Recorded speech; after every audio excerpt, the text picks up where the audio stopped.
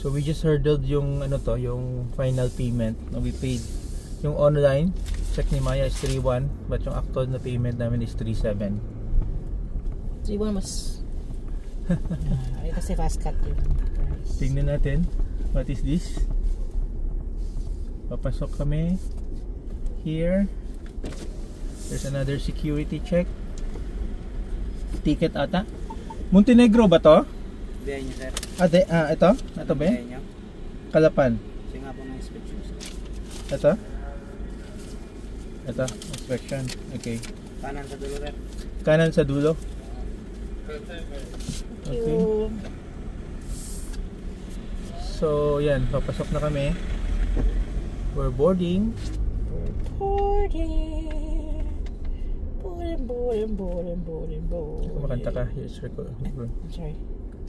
Recording ka pa. Yes, no editing pa naman yan.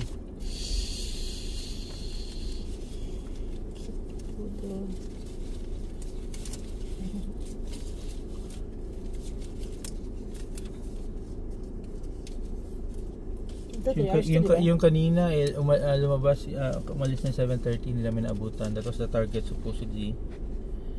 So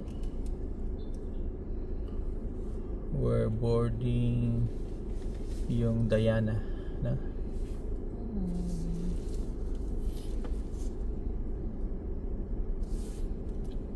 If you observe yung schedule nila, nakaka-clamping na mga simula 8 hanggang 9. Siguro ito yung schedule ng mga travelers, no, going to Calapan.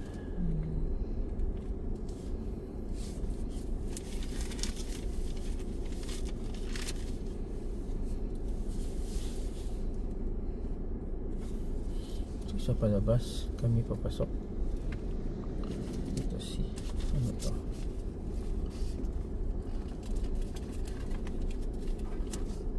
So, magastos din if you take the ferry, but yung sasakyan din naman kung i-deliver sa amin sa Jansan, it will cost us 70,000 pesos. I think half lang siguro gagastos mo dyan,